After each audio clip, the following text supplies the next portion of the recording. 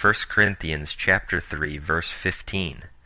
Let's examine this biblical proof for purgatory. No matter how hard non-Catholics who deny the existence of purgatory might try to explain it away, this verse cannot be explained away. I will quote the 1611 King James Version of the Bible, a famous Protestant translation. 1 Corinthians 3, 12-15, quote, "For other foundation can no man lay than that is laid, which is Jesus Christ. Now if any man build upon this foundation gold, silver, precious stones, wood, hay, stubble, every man's work shall be made manifest, for the day shall declare it, because it shall be revealed by fire. And the fire shall try every man's work of what sort it is. If any man's work abide, which he hath built thereupon, he shall receive a reward. If any man's work shall be burned, he shall suffer loss, but he himself shall be saved, yet so as by fire." End quote. Now let's look at the last part of this passage again. In 1 Corinthians 3:15, we see that it says, quote, "If any man's work shall be burned, he shall suffer loss, but he himself shall be saved, yet so as by fire." End quote. So we have a man whose works have been judged. His works are in fact burned, and he suffers loss, yet he is saved, but by fire. He suffers loss, but is saved by fire. What does this suffer loss mean? Well, the Greek word which is translated as suffer loss is a form of the Greek word zemio. Forms of this same Greek word zemio, which is translated as suffer loss in 1 Corinthians 3:15, are found in other passages of the Bible, in Exodus 21:22, Proverbs 17:26, Proverbs 19:19, and elsewhere. This very Greek word zemio is used to mean punishment. That means that zemio, the very word translated as suffer loss in 1 Corinthians 3:15, can mean punishment. Therefore, the man who suffers loss and is saved by fire in 1 Corinthians 3:15 can mean a man who is punished and is saved by fire. Doesn't that sound just like purgatory? Yes, it sounds exactly like purgatory, because that's what it's referring to. But there is more from the context to demonstrate the point. Who is this man, and why is he suffering loss or punishment and being saved by fire? The context of 1 Corinthians chapter 3 deals with members of the Church of Christ. It deals with Corinthian Christian believers. In 1 Corinthians 3:3, we see that some of these Corinthian Christians were falling into sinful imperfections and offenses against God. Some of these bad works or sins are described in 1 Corinthians 3:3 as strife, divisions, and envying. So the context of 1 Corinthians 3 deals with the different kinds of works of believers. Some of them are not so good. These different kinds of works are described in 1 Corinthians 3:12.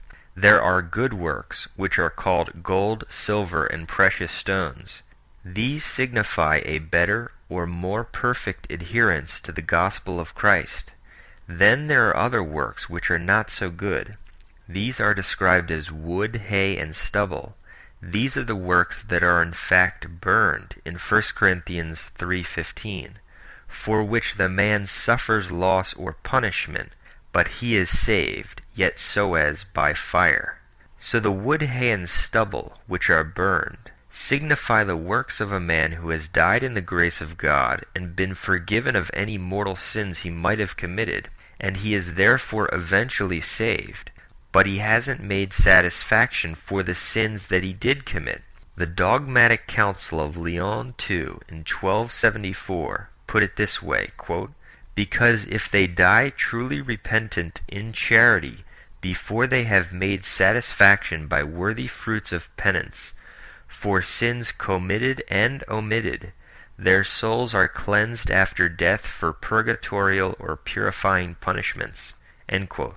A great example of a man who has been forgiven of his mortal sin, but hasn't made satisfaction for it, is found in the case of David.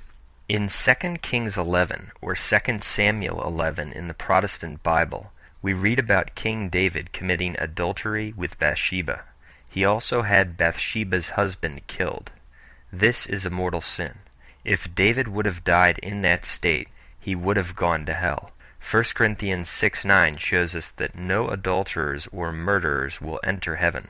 But David repented of his sin when convicted of it by Nathan in 2 Samuel 12. 2 Samuel 12:13 or 2 Kings 12:13, quote, "And David said unto Nathan, I have sinned against the Lord. And Nathan said unto David, The Lord also hath put away thy sin. Thou shalt not die." End quote. The Lord took away David's sin, and Nathan said that he would not die, meaning he would not eternally die. The sin was forgiven because David truly repented and turned from it. But was that the end of it? No. Full satisfaction for this mortal sin which he had committed and been forgiven for had not yet been made. We read in 2 Samuel 12:14-15, that David had to undergo the loss of his child to make satisfaction for his sin, a sin which had already been forgiven. 2 Samuel 12:14-15, quote, "Because by this deed thou hast given great occasion to the enemies of the Lord to blaspheme, the child also that is born unto thee shall surely die. And Nathan departed unto his house. And the Lord struck the child that Uriah's wife bare unto David, and it was very sick." End quote. This kind of satisfaction for the remaining punishments due to forgiven mortal sins is often done on earth, by good works and prayers and by a more perfect adherence to the true faith. If such satisfaction is not done on earth, it is and must be done in purgatory, assuming that the person dies in the grace of God. The satisfaction must be done because the book of Revelation, the Apocalypse, makes it clear that nothing impure shall enter heaven. Apocalypse 21:27, quote, "There shall not enter into it anything defiled." End quote. Now it must be emphasized that purgatory is not for those who die in mortal sin or outside the true faith. It is only for those who die in the state of grace, which is also known as the state of justification. It is for those who die in grace but haven't satisfied for the temporal punishment due to their forgiven mortal or venial sins. Mortal sins destroy the state of justification. That's why 1 John 5:16 distinguishes between sins which lead to death and sins which don't. 1 John 5:16, quote, "If any man see his brother sin a sin which is not unto death, he shall ask, and he shall give him life for them that sin not unto death. There is a sin unto death. I do not say that he shall pray for it. All unrighteousness is sin, and there is a sin not unto death." End quote. So we see a distinction between sins unto death and sins not unto death. Venial sins, that is, lesser offenses against God, weaken the soul and make it more vulnerable to mortal sin. Mortal sins destroy the state of grace and put one in a state of damnation, so that if one dies in a state of mortal sin, he will be damned. Examples of mortal sins are fornication, murder, drunkenness, lying, cheating, stealing, fraud, theft, masturbation, looking at pornography, giving full consent to impure thoughts, homosexuality, heresy, idolatry, violating the commandments, etc. That's why 1 Corinthians 3:17, just after the verse which proves purgatory, 1 Corinthians 3:15, says this, quote, "If any man defile the temple of God, him shall God destroy, for the temple of God is holy, which temple ye are." End quote. This verse is referring to those who die in mortal sin, those who die unjustified. They will be lost. Mortal sin after baptism can be forgiven only by confession to a valid priest, as proven from John 20:23. Baptism, the initial grace of spiritual rebirth, the rebirth of water and the Holy Ghost spoken of in John chapter 3 verse 5, forgives all original, mortal, and venial sin, as well as the temporal punishment due to sin. So that if one dies after baptism, assuming he has the full Christian faith, the Catholic faith, he will go straight to heaven. But mortal sin after baptism can be forgiven only by confession to a valid priest, as proven from John 20:23. It could also be forgiven by perfect contrition with the desire to go to confession. 1 Corinthians 3:17 serves to prove that the context of 1 Corinthians 3 is dealing with sins. That's very important because it establishes that the lesser sins, or the satisfactions or imperfections, which are left over for some and burned up in 1 Corinthians 3:15, are indeed punishments for sins in purgatory. By examining 3 Bible passages that support purgatory. First, let's look at 1 Corinthians 3:13-15. Each man's work will become manifest, for the day will disclose it, because it will be revealed with fire, and the fire will test what sort of work each one has done. If the work which any man has built on Jesus survives, he will receive a reward. If any man's work is burned up, he will suffer loss, though he himself will be saved, but only as through fire. Let's look closely at this passage. This passage is talking about people who are going to heaven. It says they will be saved, but first they go through fire. That's what we call purgatory. What does this fire do? It burns away their works and hurts them. If any man's work is burned up, he will suffer loss. But it does not burn away all their works. If any man's work survives, he will receive a reward. Good works get rewarded. Therefore, only bad works, only sins, get burned away in this fire. That's the same thing as purgatory. Let's summarize that. 1 Corinthians 3:13-15 says at least these 3 things. At least some of the people who are going to heaven will only be saved through fire. This fire will burn away some of their works and make them suffer. But only their evil works get burned away. Their good works get rewarded in heaven. Catholics call this fire purgatory. It's just a name for what the Bible describes. A second Bible passage that supports purgatory is Malachi 3:2-3.